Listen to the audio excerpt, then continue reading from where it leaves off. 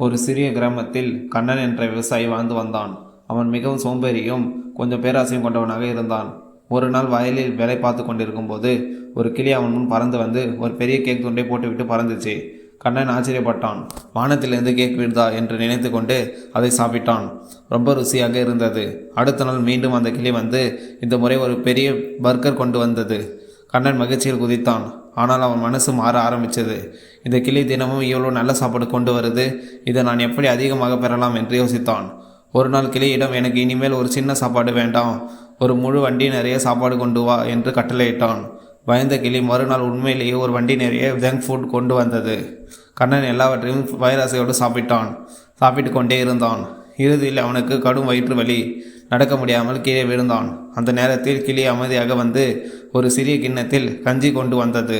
இதுதான் உனக்கு நல்லது என்று மெதுவாக சொன்னது. கண்ணன் கஞ்சியை குடித்தான். கொஞ்ச நேரத்தில் அவன் உடம்பு சீராகிவிட்டது. அப்போதுதான் அவனுக்கு உணர்வு வந்தது.